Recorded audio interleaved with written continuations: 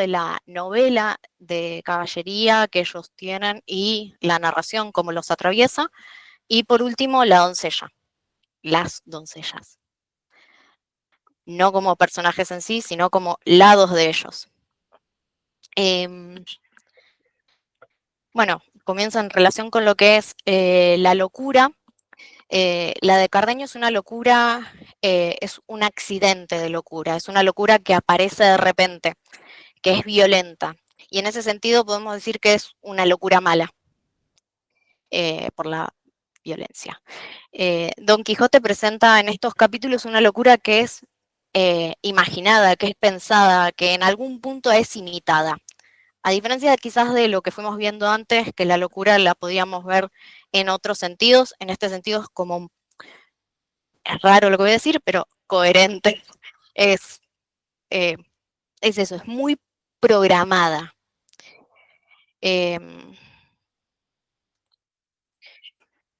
Perdón, disculpen, pero voy viendo los puntos que tengo anotados, así no voy yéndome del tema. Bueno, es una locura, como dije, que es imaginada, que es pensada, programada. En el capítulo 25 dice Sancho que va a hacer unas locuras y ahí cito, que me veas en cueros y hacer una o dos docenas de locuras. Eso es en la parte donde le está diciendo que él está programando hacer esas locuras. La locura de Don Quijote es una locura consciente y él también lo menciona, loco soy y voy a hacer. Todo el tiempo está rectificando ese conocimiento que él tiene y esa voluntad que él tiene de esta locura. Es una locura imitada y ahí vuelvo a hacer una cita, y era que cuál sería mejor y le estaría más en cuento imitar a Roldán en las locuras desaforadas que hizo o a Madis en las melancólicas. Ahí lo que toma es la locura en los libros de caballería, principalmente en estos dos personajes, a donde tiene como foco, siendo que los libros de caballería son su ideal a seguir, su regla, su norma. En estos dos hay como una etapa en donde los caballeros andantes tienen que tener una locura y hay diferentes tipos de locuras. Él elige la locura melancólica, la locura de Amadis, que es el personaje perfecto y principal de las historias, al que él admira. Incluso en uno de los capítulos más adelante lo que dice es que Amadis es como el perfecto, el que está pintado por un pintor en cuanto a su ideal. En cambio, en Cardenio, se me cortó un poquito internet, volvió, ahí está. No fue usted, fue a mí, se me puso todo negro. En cambio, en Cardenio la locura es repentina, como dije, le agarra arrebatos de locura. No es una fantasía de aventura, es pura violencia, como si en ese lado de esa figura es ahí donde está fragmentado, ahí está roto, en esa locura. En algún momento me planteé que también su ruptura estaba en lo que es la doncella, pero ya más adelante les voy a contar por qué no considero que sea allí, porque en lo que es la doncella es una idealización en ambos lados está, no hay una diferencia en la construcción de esa versión de doncella. O por lo menos en la historia que él narra, no termina de romper ese ideal de doncella.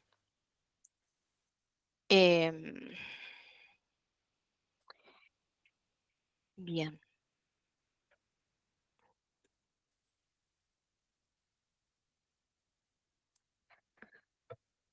Otro punto en donde la locura está atravesada en los dos es a través de las palabras, de las cartas, las letras, o sea, todo lo que es la palabra en sí los atraviesa, ambos escriben en esos capítulos, bueno, uno en el capítulo específicamente, otro ya ha escrito en la libreta. Y por supuesto también están atravesados, como dije antes, por los libros de caballería. Bien.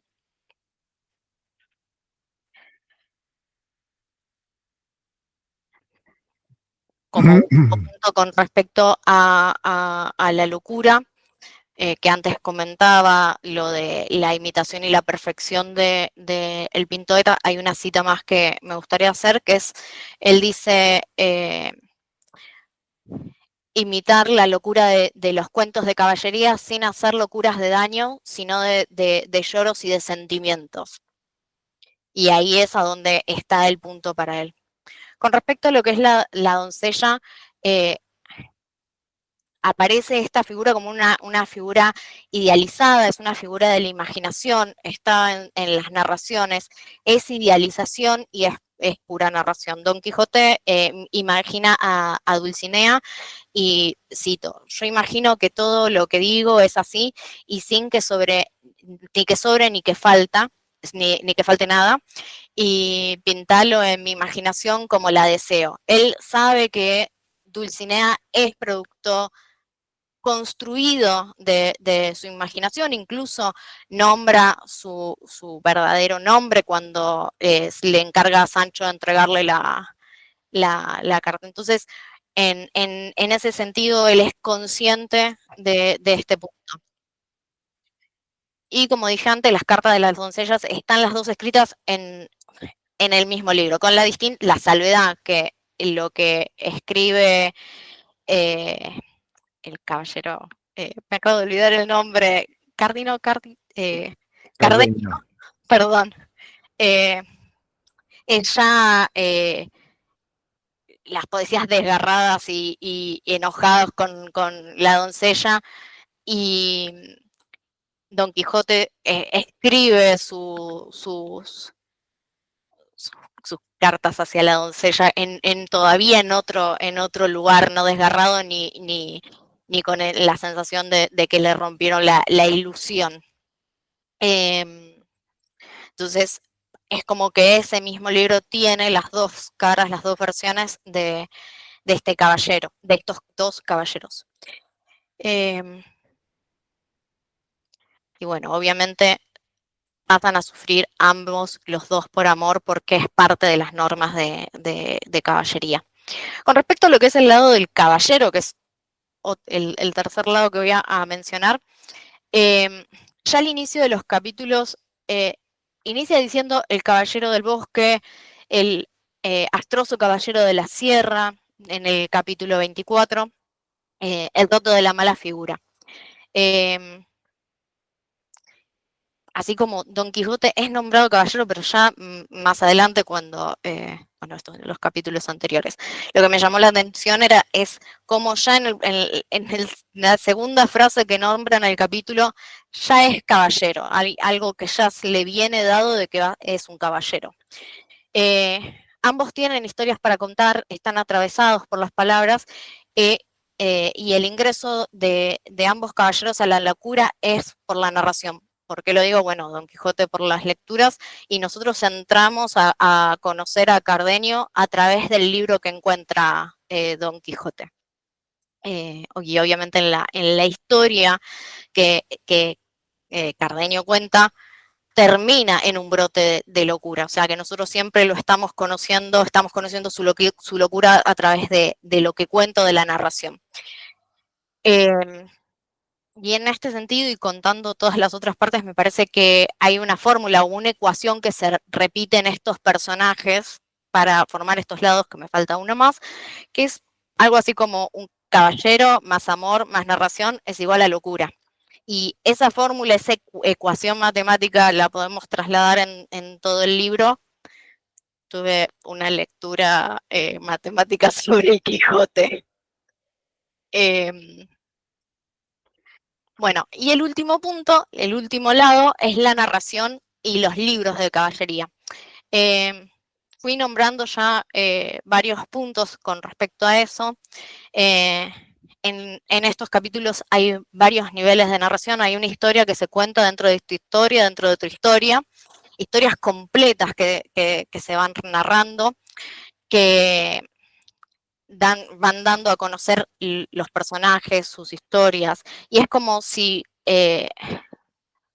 cada narración fuera como leer el libro dentro de otro libro, pasando las hojas con cada narración. Y en ese sentido, hay la situación en donde él narra su historia, su propia historia, les pide que mantengan silencio, que no lo interrumpan. Y hay una lectura, hay un recuento de esa historia sin parar. Y en ese recuento de la historia sin parar, con ese silencio, parece como que la historia de Don Quijote se pusiera en suspenso y empieza a narrarse otra historia de otro caballero con otra situación amorosa, y esa situación amorosa donde, o sea, esa historia que se va contando eh, es interrumpida por Don Quijote en el momento en que se nombran los libros de caballería, como que los libros de caballería lo vuelve a despertar y lo vuelve a traer a una realidad, a su realidad. Salen de adentro de esa narración para estar de vuelta en su propia historia.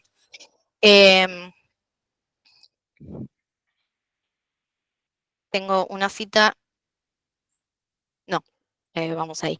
Y cuando, bien, entonces, como decía, esto genera un suspenso y una reapertura de la historia. Cuando ellos entran a la sierra, están buscando una aventura y lo que se topan es con un cuaderno, con cartas, con poesías. Entran a la aventura a través de la narración. Entonces, eh, son capítulos con aventuras distintas, aventuras que están adentro de lo que es las palabras. Esta sería mi exposición y los 4 lados de estos personajes. Perfecto, está muy bien. Muy La verdad bien, que muy no entiendo por qué tantos reparos, pero bueno.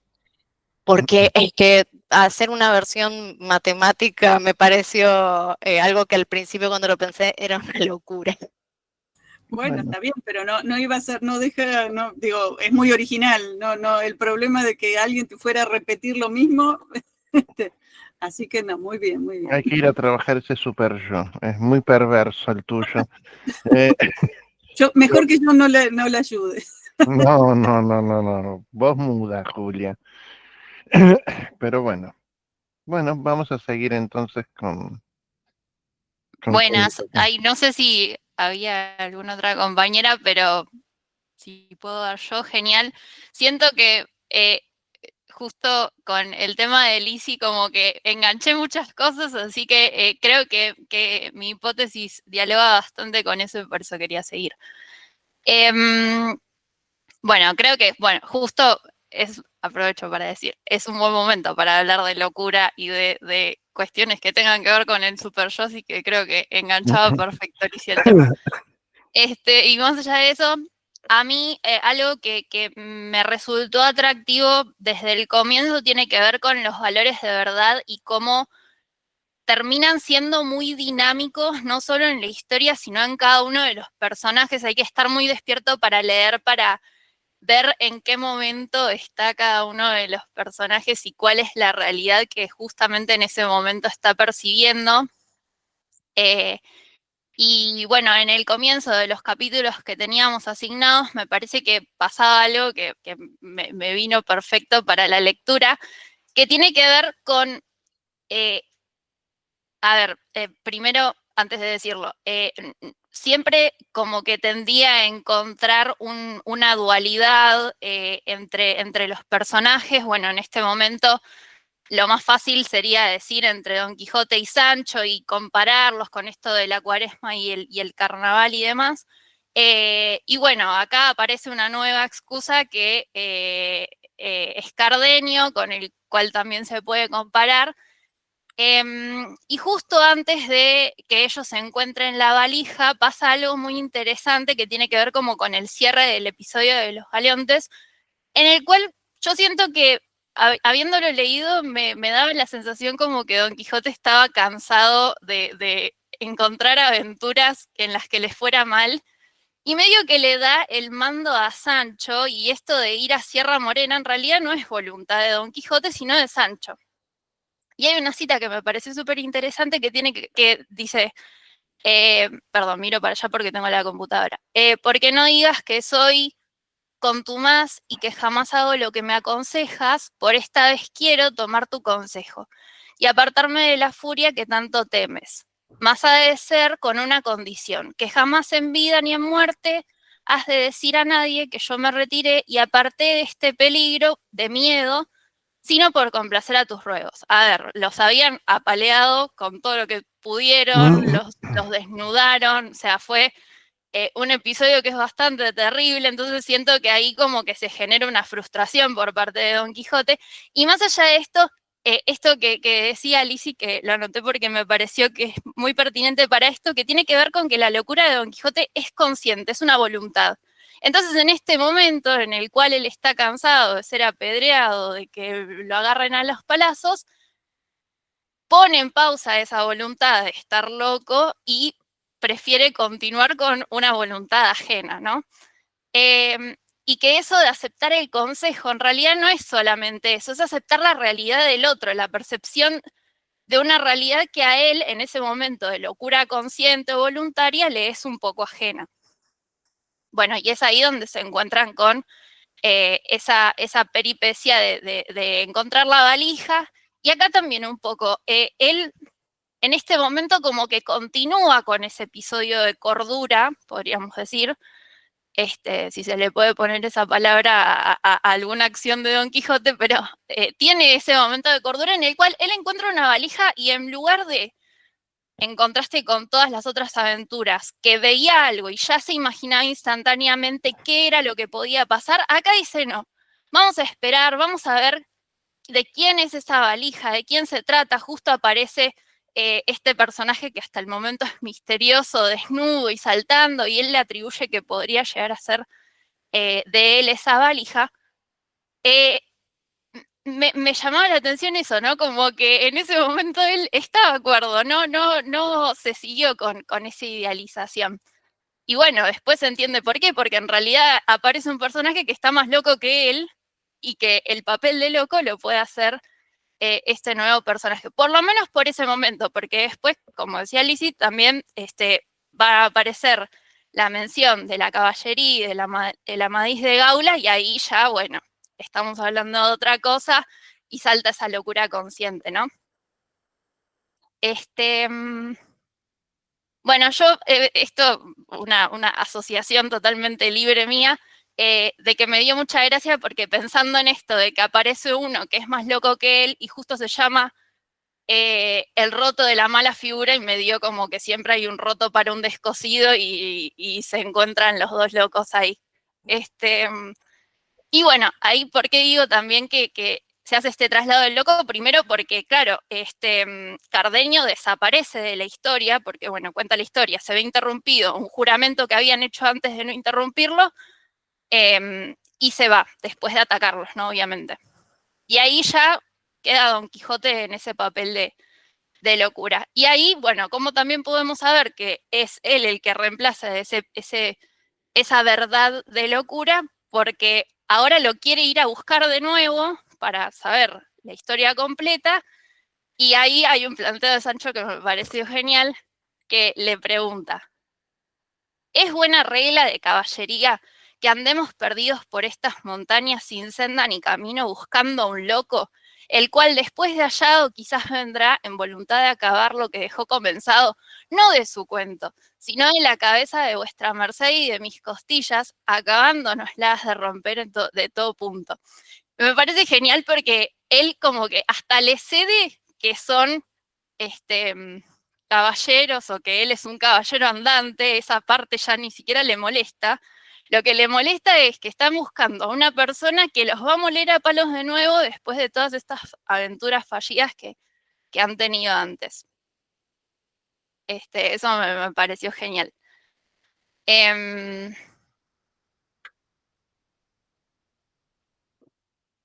Estoy viendo si me faltó alguna cita, pero en realidad eso me llama mucho la atención y como que no puedo evitar continuar leyendo los capítulos desde esta mirada de ver cómo la verdad es tan dinámica y que a veces no está ni en Sancho ni en Quijote, está en la escritura de ese narrador. Hay veces que el narrador no está tan en la realidad y por ahí es Sancho, o ahora el Quijote que quiere buscar a ver a quién pertenece esa valija. Me encanta porque eso, siento que hay que estar muy despierto para ver a quién creerle.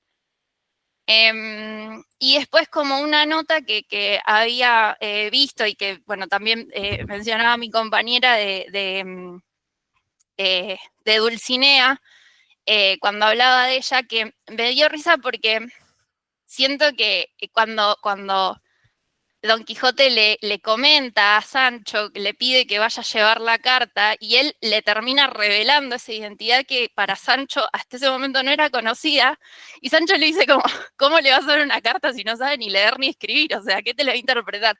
Y me acordé de un planteo que habían hecho los compañeros en su momento de esto de que en realidad a él no le importa Dulcinea, es la idea.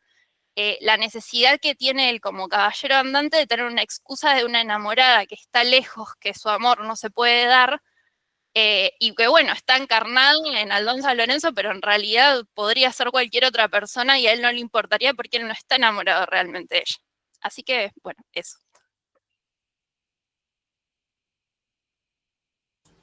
Muy bien, también, muy bien. Bueno, Bruno, adelante. Dale, gracias.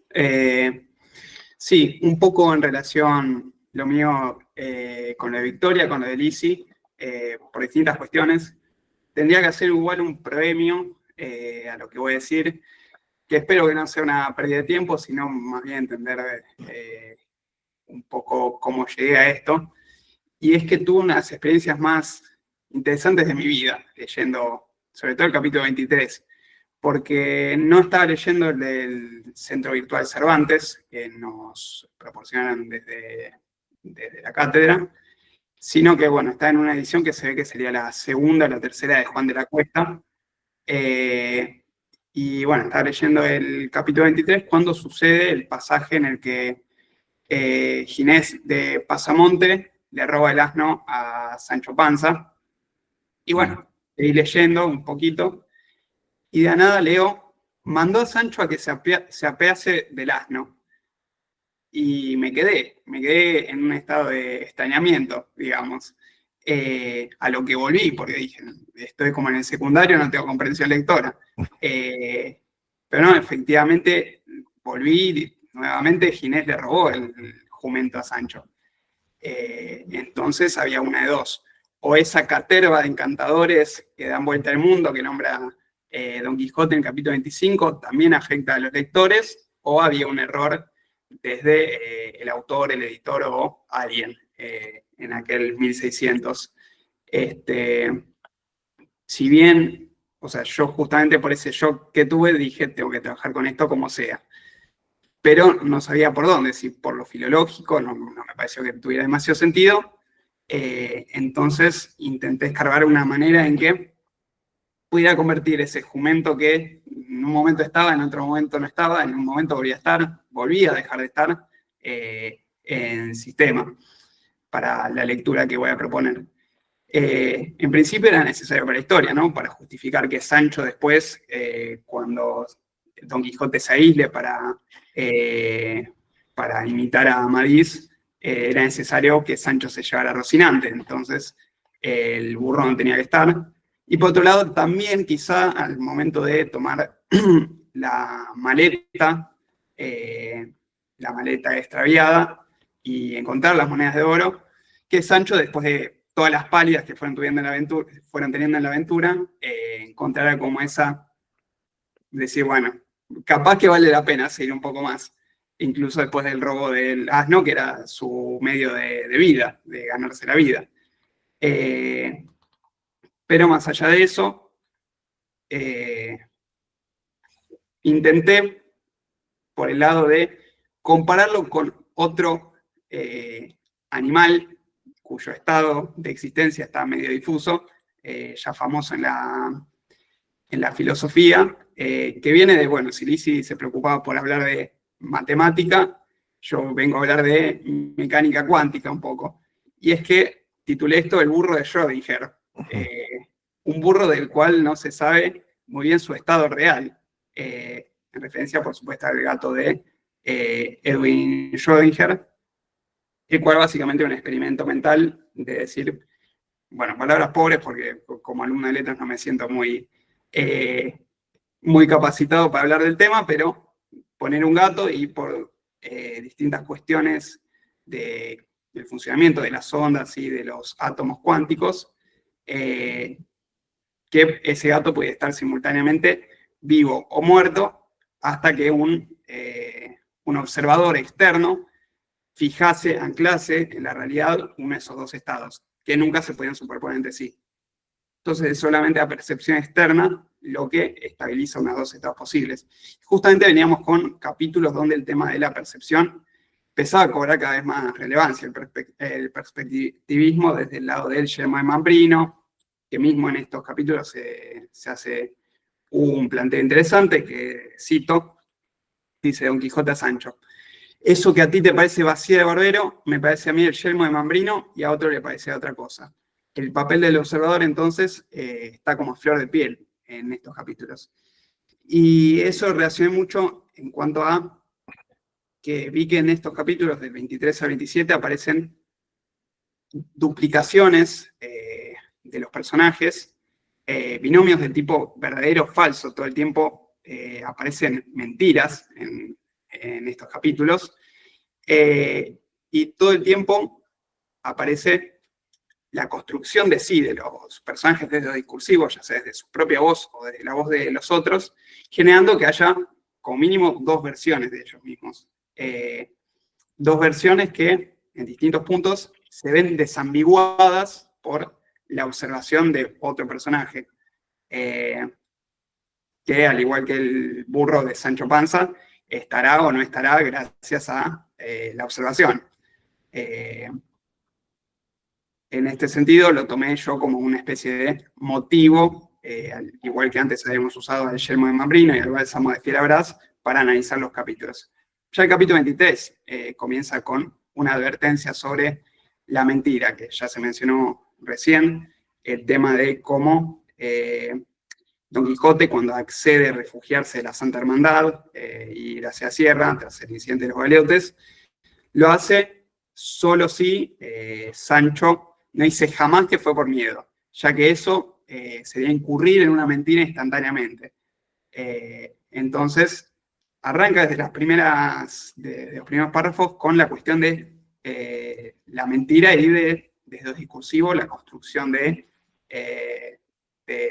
sí, en este caso de Don Quijote. También lo tenemos en el caso de la maleta que desecha Cardenio, de la que Sancho se apropia, que rápidamente cuando se cruzan con el cabrero, le dice que temeroso algún desmán y de que no me la pidiesen de hurto, dice: yo esto no lo toqué, lo vi ahí, lo dejé porque no vaya a ser cosa que me tilden de ladrón. Y es el mismo Sancho que unos capítulos después, frente al cura y al barbero, dice: yo no soy hombre que robo, ni que mato, lavándose las manos. Pero bien que cuando vio las monedas de oro, dijo: es por acá. El propio Don Quijote encarna todos estos valores de caballería sobre la verdad y la justicia en esa instancia de una mentira ostensible. No dice nada, no desmienta a Sancho.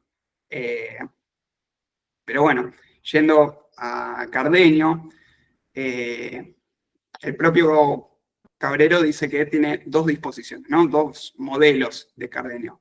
La del educado gentilhombre con el que hablan y se maravillan de sus formas y sus maneras nobles, y la del loco que asalta violentamente y roba y hurta. En tanto solo lo ven desde lejos, para Sancho y para Don Quijote, pueden estar en presencia de cualquiera de los dos. Puede ser tanto el Cardenio violento como el Cardenio gentilhombre. Pero es en el contacto, que dijeron hace un rato de un loco para un descosido, es en el contacto entre los dos, que ambos se estabilizan. Don Quijote, de repente, por la sorpresa que le genera a Cardenio verlo todo ataviado de caballero, se convierte en ese mismo caballero dispuesto a socorrer al necesitado, dispuesto a poner la otra mejilla, y Cardenio, el buen hombre, enloquecido por el amor, no ya ese ladrón violento.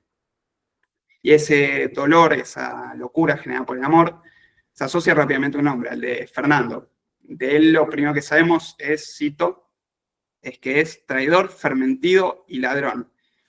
Justamente de que lo primero que se diga de él sea traidor, sabemos inmediatamente que es un personaje con más de un rostro, porque la traición usualmente viene de alguien que estimábamos obraba en nuestro favor, si no, no sería tal. Pero mucho antes de conocer esa traición, que va a ser recién para el capítulo 27, Cardenio le impugna, por ejemplo, porque no actúa en consonancia con el verdadero amor, sino por el deseo carnal, por lo erótico, por lo sensual, cuando se enamora de una extranjera, si no me equivoco. Es decir, hay también una dicotomía entre qué es amor realmente y qué es simple deseo. Pero de la misma manera podríamos impugnar a Cardenio de que a Lucinda, su amada desde la infancia, y de la cual se ve alejada para servir a un grande de España,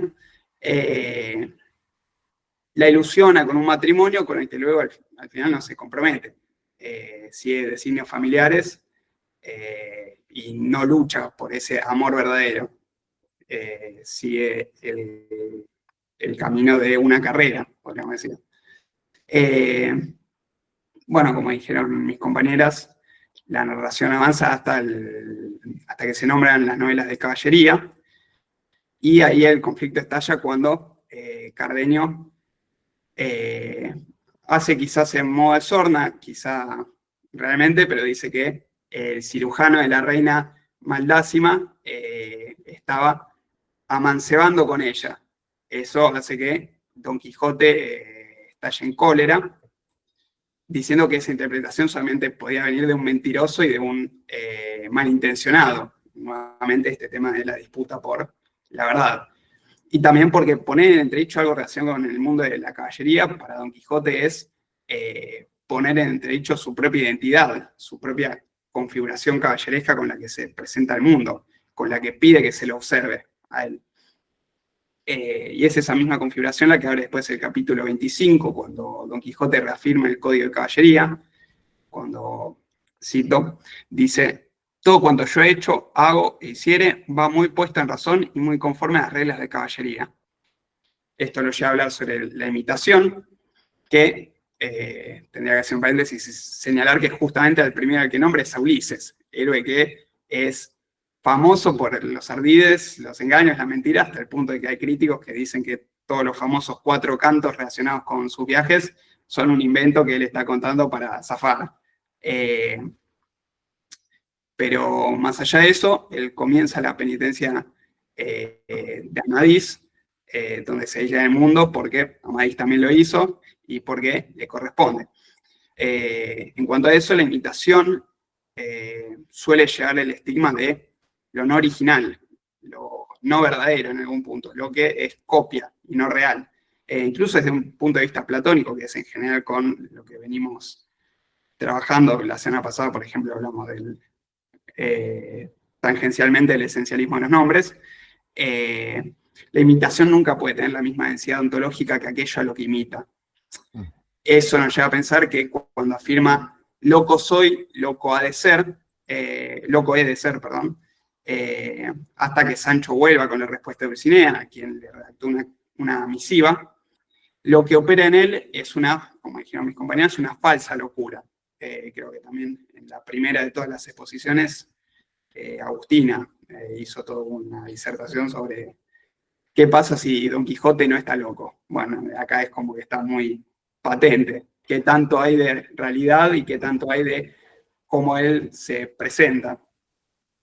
En ese momento, Sancho lo impugna justo después, diciéndole que todo el tema de la caballería debe ser cosa de viento y mentiras. Nuevamente, sobre lo que es real, sobre lo que es falso. Y ahí aparece también la cuestión del yelmo de Mambrino que mencioné antes. Y ese reconocimiento por parte de Sancho de Dulcinea como Aldonza Lorenzo, una mujer que le dice de todo menos linda, que tiene voz de camionero, que la llama cortesana, que si bien podemos darle el sentido de la corte, parecía también que tiene la lectura de prostituta. Y básicamente la desmitifica como esta figura de noble o de princesa que él suponía que era merecedora de todos los elogios y todas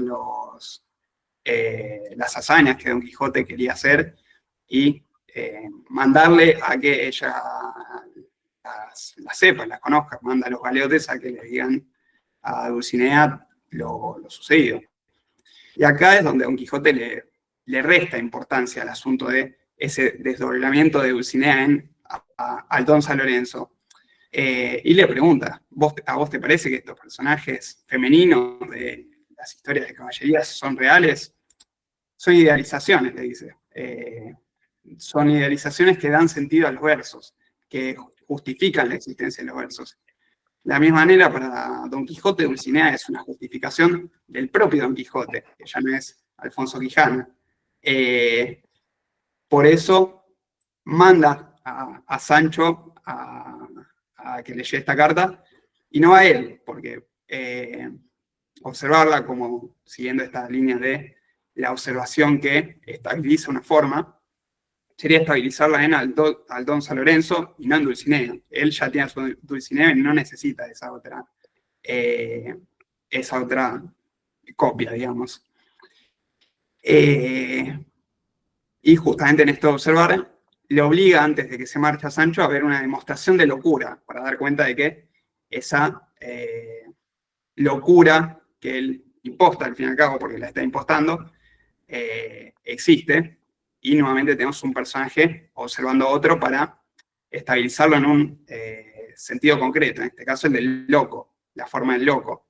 Es una performance donde él es más loco de lo que está realmente. En todo ese acting donde quedan sus testículos al aire y toda esa secuencia. Muy en línea con lo que habló Lizzy de la locura programada. Y bueno, se podrían dar más ejemplos en cuanto a lo de el arzobispo del Barbero, los engaños a Sancho, la duplicación en el acto de trasvestirse, pero como para ir cerrando y no hablar de más. La historia de Cardenio culmina, contada ahora al cura, con una serie de mentiras. La de Fernando para quedarse con Lucinda, la de Lucinda cuando dice que se va a sacrificar y a cortar la garganta con tal de evitar el matrimonio, y la del propio Cardenio a la hora de decir, bueno, si vos vas por ese lado, yo te defiendo a punta de espada y que sea lo que Dios quiera. Cosa que no sucede, pero no sucede también porque es el propio Cardenio, cuando se mete en esa casa donde se iba a dar el casorio que por lo que leía ahí sí en el Centro Virtual Cervantes, en cuanto a lo canónico sería nulo ab initio, por lo que respecta a que ella no está de acuerdo. Al margen de eso, entra a la casa de Lucinda, que podríamos pensar que funge como una especie de caja donde está el gato de Schrödinger, y observando a través de las cortinas, ve efectivamente que Lucinda dice, sí acepto, y que efectivamente Fernando lo había traicionado, y que efectivamente él no podía hacer nada.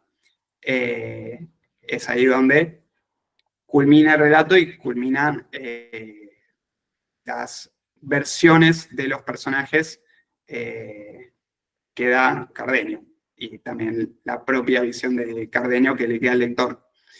Entonces, vamos viendo en este bloque de capítulos dos modelos de Sancho, dos modelos de Dulcinea, dos modelos de Don Quijote, de Fernando, de Lucinda, de Cardenio, todos pendientes como de un observador que los estabilice, que les dé una realidad firme.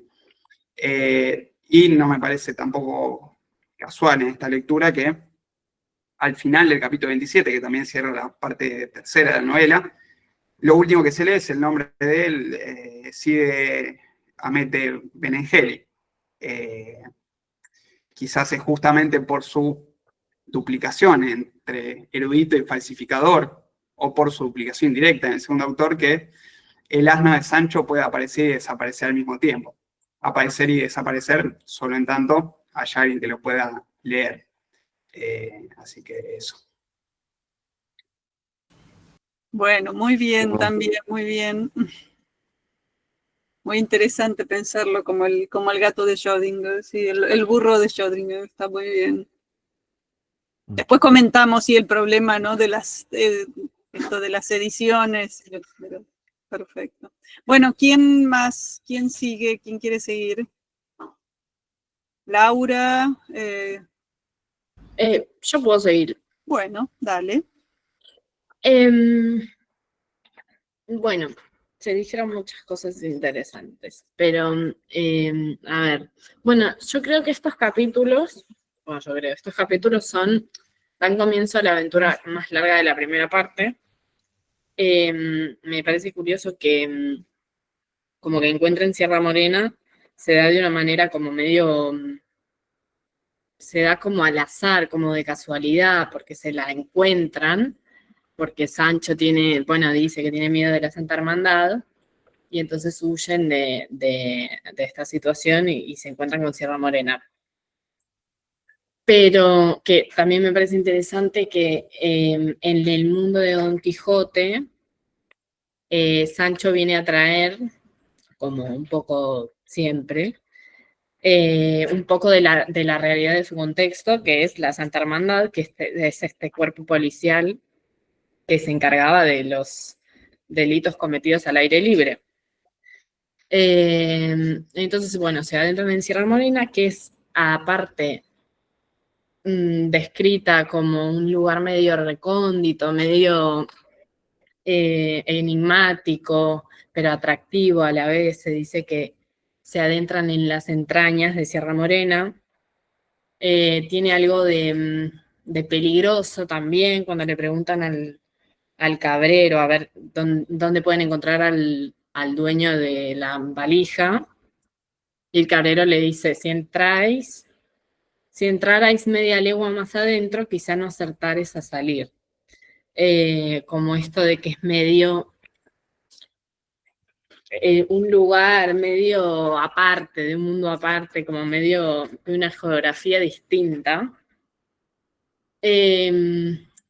También, el texto dice, como entró por aquellas montañas, se alegró el corazón, pareciéndole aquellos lugares acomodados para las aventuras que buscaba, refiriéndose a Don Quijote, ¿no? Como que Don Quijote nunca deja de buscar aventuras, básicamente porque si no las busca, no las va a encontrar, porque el contexto no lo acompaña.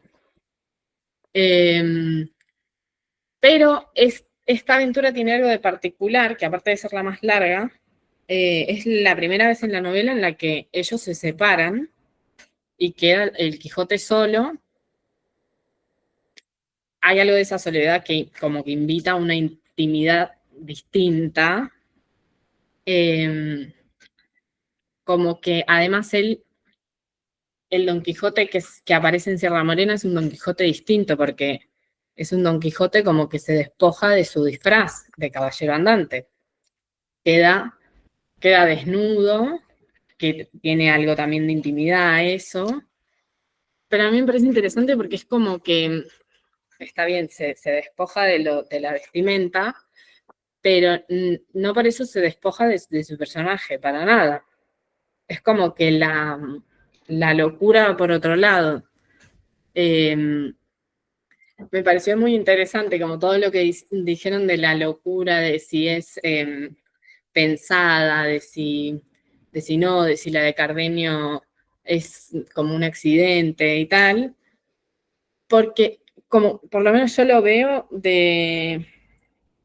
como que él, primero que Cardenio parece como un doble, como lo ha hecho Grisóstomo y como lo ha hecho Marcela también a su manera. Aparece como un doble, cuando lo ve lo abraza, que es una reacción medio rara porque no se conocen, pero él lo abraza, es como si se reconociera, como si se viera en espejo, porque hay algo que los hermana, que es esa locura, pero es esa locura que aparte es como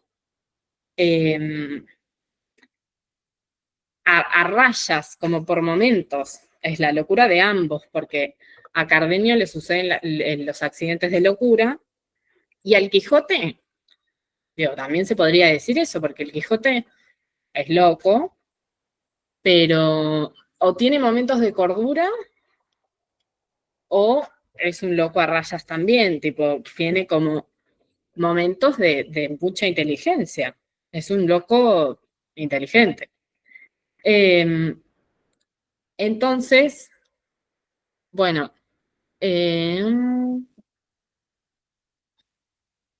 como que hay algo de esta aventura también que lo obliga a admitir que va a fingir algo, porque Sancho le dice, está bien que quieras imitar a Amadís de Gaula y a Don Roldán, pero ellos tuvieron una causa, como que ¿cuál sería tu causa?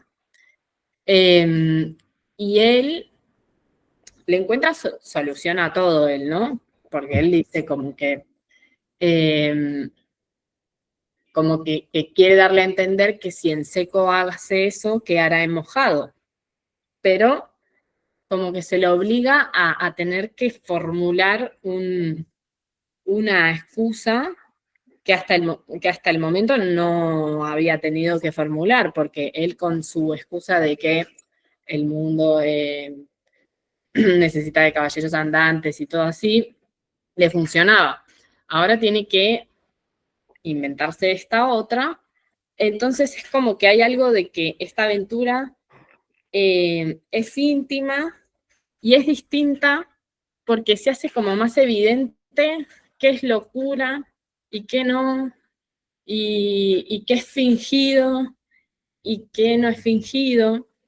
Entonces, a mí me pareció también muy interesante que en el tema de la carta de Dulcinea, bueno, él escribe la carta, escribe también la cédula para Sancho, en la que le cede los 3 pollinos, y Sancho le pide que la firme.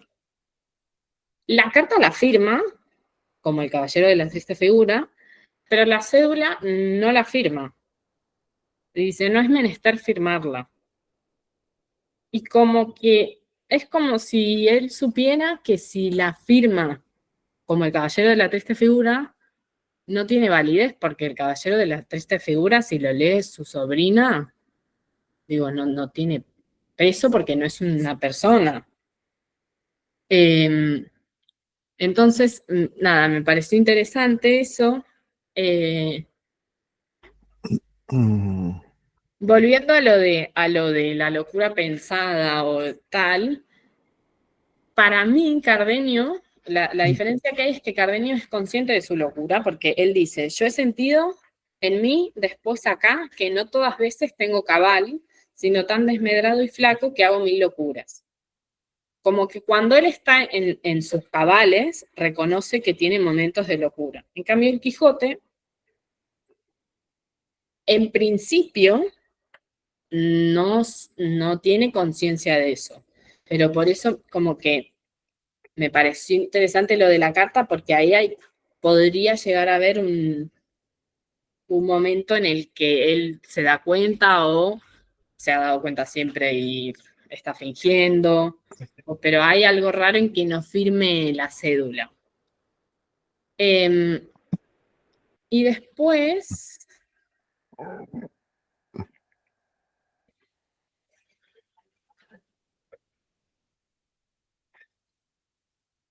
bueno, en estos capítulos también se hace como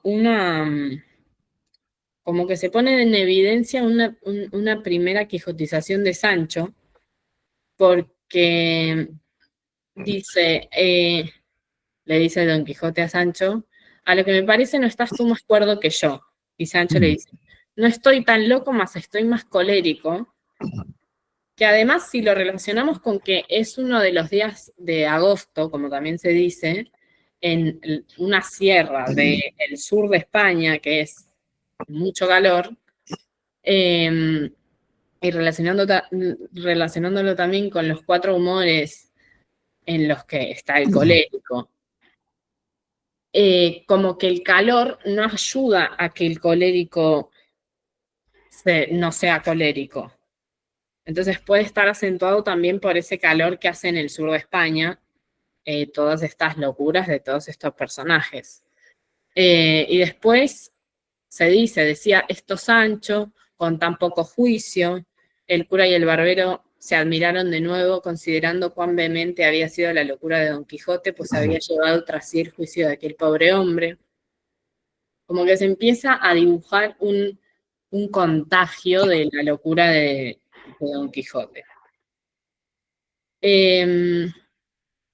Y me parece también, no sé, gracioso se podría decir, que él, Don Quijote, pensó a quién imitar, si imitar a Amadís de Gaula en su ensimismamiento, o a Don Roldán en su locura, y termina imitando a Cardenio, porque termina desnudo, dando saltos por la sierra, como lo conocemos a Cardenio. Nada, hasta ahí.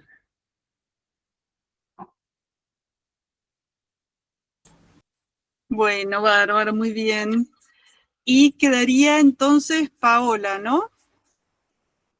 No sé si alguien más. Bueno, hola, ¿qué tal? Hola, ¿qué tal?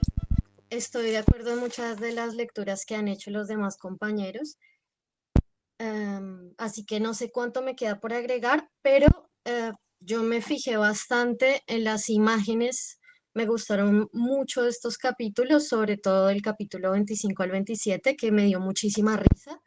Creo que en el capítulo 25 se rompió un poco el drama y la solemnidad y volvió a ese... Una cosa, Paola, se te oye muy bajo, así que trata de hablar más fuerte en todo caso. Bueno, hola, ¿ahí me escuchan? ¿Hola?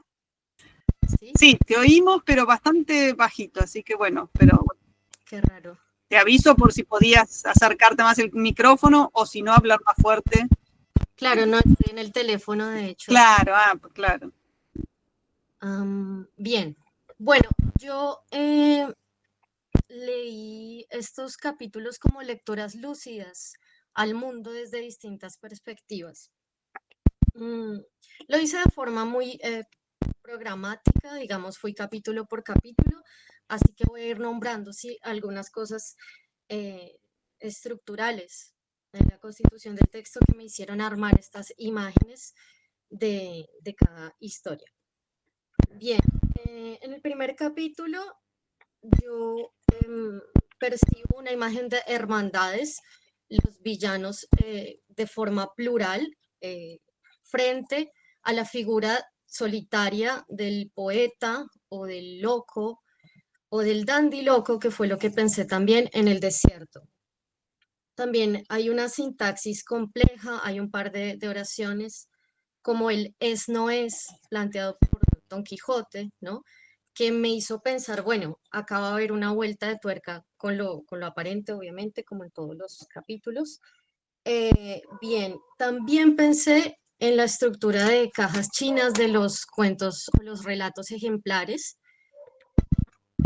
Me hizo pensar en esto, el consejo de Sancho, y que Don Quijote siguiera el consejo. Esa es como la introducción a la puerta de introducción a la nueva aventura, que comienza en el desierto. Como lo habían mencionado los compañeros, el ingreso a Sierra Morena por las entrañas, el lugar desértico, la flora, los alcornoques, estuve leyendo y tienen aproximadamente 25 metros de altura, de allí se saca el corcho, y me pareció muy particular el ecosistema. También la voz del narrador nos da como muchas pistas en cada capítulo en este subrayo, guiando Sancho sobre su asno, ¿no? Esta entonces va a ser la oportunidad, como mencionaron las compañeras de la primera parte de la clase, que ahora quien iba a llevar el mando o la cordura, la guía, iba a ser Sancho, el escudero. Bien. También me llamó la atención que hay una conexión entre este consejo de Sancho, lo percibo yo, este consejo de las decisiones inmediatas tal vez no son tan buenas, ¿sí? El remedio presente y lo inmediato vence a lo que está por venir. O sea, al comienzo Sancho da un consejo al Don Quijote para poder guiarlo, y luego el narrador menciona esto, ¿no? El remedio presente, lo inmediato vence a lo que está por venir, que se conecta para mí con la historia de Cardenio, con lo que a él le sucede, con esa inmediatez con la que él tiene que responder respecto al mandato del duque. Ahora no recuerdo bien el nombre, duque Fernando, duque... ¿Me recuerdan? Fernando, sí, sí. El padre del duque Fernando. Ah, el padre, no me acuerdo si aparece, ahora no recuerdo el nombre. Bueno, no importa, el padre de Fernando. Bueno, el padre de Fernando. Entonces, estos personajes, tanto Don Quijote como Cardenio, tienen que tomar decisiones respecto a lo inmediato. Sí, Ricardo, muchas gracias. Y lo que está por venir, ¿no? Bien. Bueno, también menciones de la voz narrativa, que hay muchas menciones a la naturaleza, ¿no? La aurora en este espacio alegra la tierra y por otro lado entristece a los personajes humanos, en este caso el escudero Sancho, ¿no? Un nuevo día para una nueva aventura. Bien. Otra cosa que me pareció muy graciosa que tiene que ver con los personajes, el soneto, y la voz del narrador es cuando encuentran el librito de sonetos de Cardenio y Sancho se equivoca, esto también lo mencionaron los compañeros, y entiende hilo y no filis, ¿sí? Y allí es como que de a poco también va volviendo Don Quijote, ¿no? A la literatura, corrigiéndolo. A la literatura digo por las formas, su descontento de, ay, ya volviste. Primero con los refranes, que son espantosos, por favor no los digas, y después con esto de que no prestas atención. Y me parece que también esto tiene que ver a nivel compositivo con el momento en el que Cardenio cuenta su historia, primero a Sancho, a Don Quijote y al pastor, al cabrero, perdón, y después a el cura y el barbero, que esa historia se ve interrumpida en la primera parte y continúa en la segunda, y tiene que ver con esto, con el hilo de la narración. Me pareció muy bello. Bien. ¿Qué más menciones? También respecto a los personajes, el cabrero, el barbero y el cura quieren curar a los personajes que es de forma, ¿no? No sé si superficial, que aparentemente han perdido la cordura. Me llama la atención que son profesiones que guían, son profesiones que atienden, son profesiones o labores que tienen que ver con el ámbito social, el ámbito del pueblo, de la organización social y económica. Y entonces el cabrero viene como a sumarse, ¿no? A estos relatos en este capítulo. Bien, también cuando encuentran al roto, que es mencionado así, ¿sí? Es la primera aparición, la mención por parte de la voz narrativa. El roto tiene voz bronca, desentonada, pero es cortés. Y yo también percibo que hay, no sé si lo mencionaron los compañeros, hay un foco en la voz de Cardenio en estos relatos, ¿no? Porque es bronca y desentonada cuando lo encuentran, pero después cuando lo encuentran el barbero y el cura cantando es una voz dulce, es una voz de un poeta. Bien. Tal vez esto tiene que ver con poder haber empezado a contar su historia a alguien más, que esa historia salió de su libro. Permiso, Filomena. Ay, Dios. Entonces, tenía como dos paralelos. El Cardenio como el roto, este compuesto a modo de burla entre Roldán y Orlando, ¿no? Personajes coléricos, personajes que han sido burlados y que tienen más un carácter colérico. También nombrado así por la voz narrativa El Caballero del Bosque, que también me hace volver a los relatos ejemplares, ¿no? Una persona que tiene solo entidad en ese espacio. Y luego el Quijote, ¿no? También con Don Quijote, Alonso Quijano, como la figura triste del desierto, no del desierto, la triste figura, perdón, ese epíteto que se repite mucho en estos capítulos. Por otro lado, Lucinda, también frente a Dulcinea del Tobón, una hermosa sobre todo por su prudencia y por la sabiduría de sus palabras, y la otra, como mencionaron los compañeros, tiene, por lo que es bella para Don Quijote en sus propias palabras, que a mí esto me parece un momento muy lúcido, es por esa hermosura y por su fama, porque es una persona agraciada, ¿sí? Porque es real, porque es de carne, porque no es como las dianas. Bien, también otra mención del narrador no, perdón, esta es de Don Quijote, del silencio de las lenguas frente a la libertad de las plumas. No, esto también me parece que aparece mucho en el capítulo. Las plumas son las que pueden darle vida a lo que está encerrado en las almas. Bien, y para no extenderme demasiado, otra cosa que me llamó la atención respecto al tema de la voz, de la escritura, son las cartas. Las reacciones de los personajes cuando reciben las cartas. Cuando Cardenio recibe las cartas de Lucinda, no sé, bueno, todo es emoción, todos los pensamientos van hacia el porvenir. Cuando recibe la carta del duque Ricardo con la orden, acá la pluma, justamente, no es esta voluntad, esta emoción de las almas, sino que tiene que ver con discursos legales, tiene que ver con órdenes.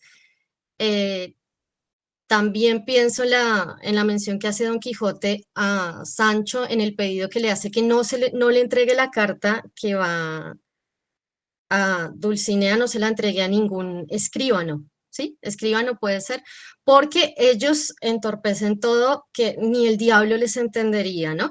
Y por eso yo a Don Quijote, perdón si me voy mucho por las ramas, más que un loco, no, yo no tengo, digamos, duda respecto a que en estos capítulos él no es un loco, él se muestra como un amante de las formas, ¿sí? Lo único que me preocupa es la forma. Y por favor no le entregues estas mis palabras con mi firma, con el caballero de la triste figura, a este ser que puede formar todo, porque esto es lo único que a mí me importa. Entonces también me llamó mucho la atención esto, ¿no? Lo que pasa con el género epistolar ahí y con la voz, el discurso legal, el discurso amoroso, y también, por otro lado, el tema de el duque Fernando, que no quiero decir que está en una posición de no sé, no es boyer, pero digamos, el tipo toma un deseo, o sea, o se ve contagiado por el deseo cuando lee las correspondencias de los otros, y lo que nace en él es justamente, bueno, ese deseo, y pone de manifiesto esta cuestión de la traición del personaje Ruin, mientras Cardenio enmudece con estas cartas que llegan con la voluntad de reyes, de nobles, de poderosos. Fernando siente deseo. Ahí hay un paralelo. Uno enmudece, uno queda condenado en el desierto, y otro está en la vida real dentro de la sociedad, nada, reproduciendo eso, lo mismo. Bien. Creo que no tengo... bueno, y nada, de esto creo que hay una síntesis del narrador ya en el último en el último capítulo, que dice: la hora, el tiempo, la soledad, la voz y la destreza del que cantaba causó admiración y contento en los dos oyentes cuando encuentran a Cardenio. Creo que a nivel compositivo están todos estos elementos como muy trabajados en todos los capítulos. Bien, bueno, eso, gracias. Muy bien, interesante también. Y bueno, como van viendo, no, perdón, no quedó nadie más, ¿no? Para exponer, hoy no quedaba nadie más del grupo, ¿no? No, ok. Bueno, vieron lo que es esta entrada a Sierra Morena con la aparición además de historias intercaladas que empiezan que pasan por otro género, ¿no? El género más de la novela cortesana, y lo divertido de ahora van a ver después en las próximas, los que no leyeron todavía, ¿no? En los próximos capítulos, cómo se complica esta historia de Cardenio, Lucinda, Fernando, Dorotea después, pero se hace muy, muy interesante estas intrigas amorosas. ¿Quieren comentar algo más? ¿Algo que se les haya pasado a quienes expusieron o que, bueno, que les haya suscitado? Sí, Paola. Me olvidé mencionar que Cardenio vuelve al alcornoque, a ese espacio vacío dentro del árbol. Sí, y está muy bien, ¿no? Está muy bien ver que varios le hicieron estas menciones. Bueno, después va a ser mejor la devolución, Diego, pero estas menciones a la naturaleza, ¿no? Que tiene tanta relevancia aquí.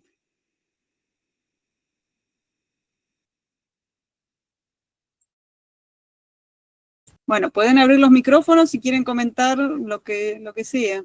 Incluso Diego, que lo tuve que silenciar, pero bueno. Bueno, yo me conecté a las 7, entonces quizás me perdí algunas exposiciones, pero lo que comentó Paola de la mención al hilo, ¿no? que hace Sancho y después Don Quijote, que vuelve con eso cuando ensarta los refranes y dice que en hilas, yo lo pensé como que Sierra Morena se convierte en un espacio como de textualidades y tejidos escabrosos y contradictorios como el propio paisaje, ¿no? E incluso, bueno, me llamó la atención una mención de Don Quijote cuando habla dice así, eso que le dice a Sancho: eso que a ti te parece Bacía de Barbero, me parece a mí el yermo de Mambino, y a otro le parecerá otra cosa. Como una especie de multiperspectivismo, ¿no? En ese espacio de Sierra Morena, que luego también se ve reflejado, bueno, en la historia de Cardenio, cómo se interrumpe. Entonces, como que en ese espacio, ¿no?, escabroso, las propias historias se vuelven confusas, interrelacionadas, ¿no? Como un tejido, ¿no? Exacto, sí, eso es una cuestión muy importante, cómo combina el espacio con las historias que se van metiendo ahí y las dificultades también para encontrar cuál es como lo dijeron también, ¿no? Cuál es la verdad, cuál es la realidad. Eugenia, ¿querías hablar? Sí.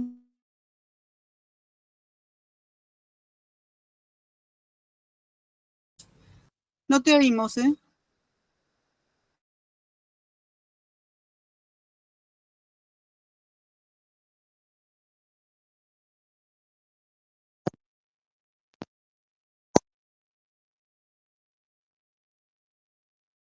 Ahora parece que sí, ¿eh? No.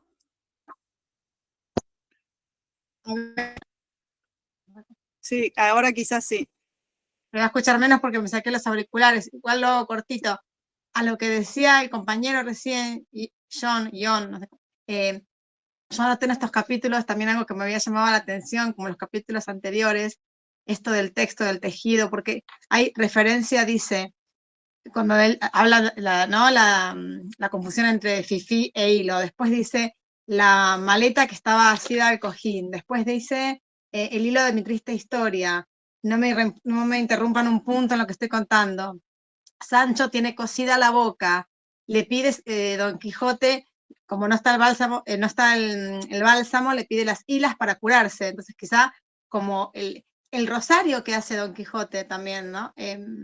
Sí, Don Quijote, el rosario, también cosas que van unidas, como el texto puede ser lo que los cura en cierto punto, y tomé nota de una frase, que ya se había mencionado en los primeros capítulos, cuando el cabrero, el anciano cabrero, cuenta la historia, lo que él sabe de Cardenio, y cómo ellos tenían un interés de volverlo a llevar al pueblo para curarlo, igual que querían hacer con Don Quijote, y dice, y así sabremos quién es.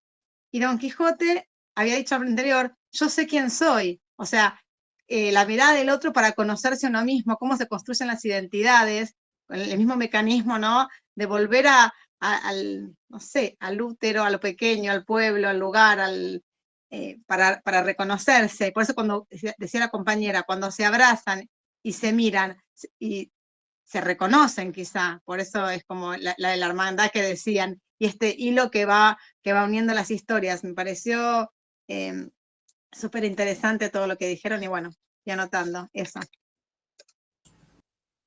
Muy, muy bien esas menciones y ir recogiendo esas referencias textuales que siempre son muy útiles, sí.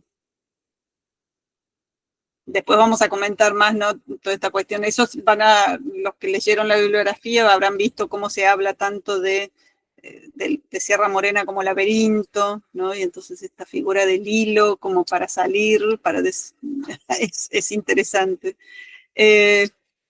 ¿Algún otro comentario?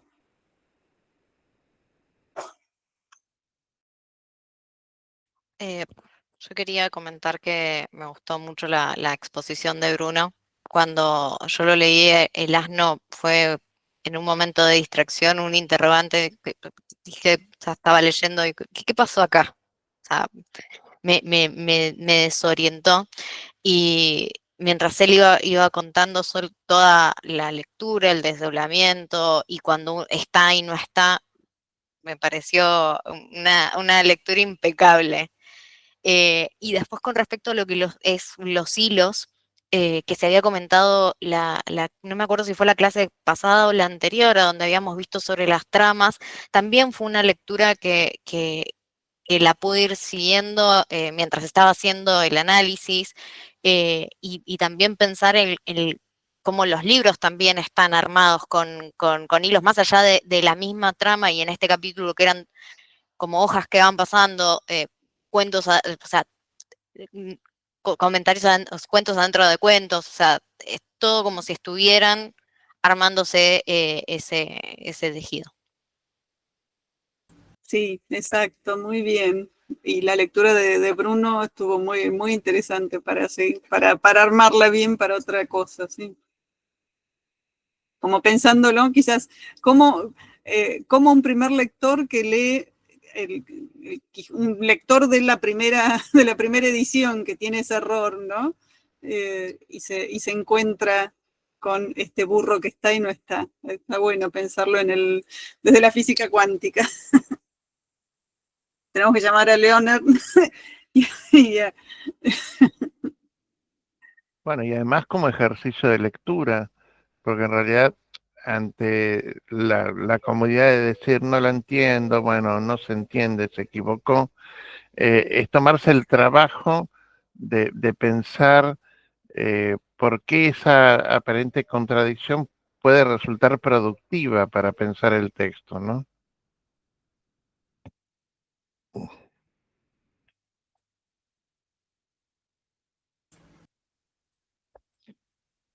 Bueno, Bueno, ¿qué hacemos, Diego? No sé, comentamos ahora. no sé, pedís empanadas, vamos todos a tu casa, una pausa, ¿cómo que hacemos? Son 10 menos 8, Al revés. no, 8 8 menos. menos 10, y bueno, 8 y 5 más o menos, estaríamos 8 y 5, 8 y 10 estaremos recomenzando. Dale, ¿Te parece bien, María Julia? me parece bien, Juan Diego, sí. Bueno, Bueno, sí, 8 y hoy 10. 8:10 retomamos. Muy bien, nos vemos. Nos vemos.